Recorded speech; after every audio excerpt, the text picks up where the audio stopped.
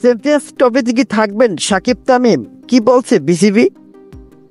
মাঠে ফেলছে বিপিএল, দেশের ক্রিকেটের বড় মুক্তির অন্যতম সাকিব আল হাসান নেই এই আসরে।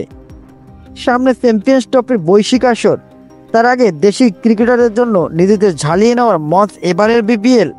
তবে ঘরোয়া ক্রিকেটের সবচেয়ে আলো ঝলমলে আসরেই নেই সাকিব, বরং একই সময়ে তিনি নাম লিখিয়েছেন বুড়োদের লিজেন্ডস লিগে। এদিকে তামিম ইকবাল অবসর ভেঙে আন্তর্জাতিক ক্রিকেটে এসেছেন, কিন্তু এরপর থেকে জাতীয় দলের হয়ে খেলেননি। কাগজে কলমে অবসর না নিলেও তামিম ইকবাল জাতীয় দলের কেউই নন। এরই মাঝে সাবেক পাকিস্তানি ক্রিকেটার শহীদ আফ্রিদির ভিডিওতে বলেছেন জাতীয় দলের অধ্যায় শেষ তার জন্য।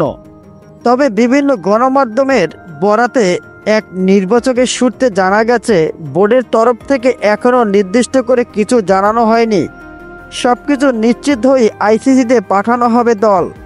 যদিও দল জমা দেওয়ার পর নির্দিষ্ট কিছুদিন সময় থাকে পরিবর্তন করার। এখন দেখার অপেক্ষা এই দুই তারকাকে দেখা যাবে কিনা।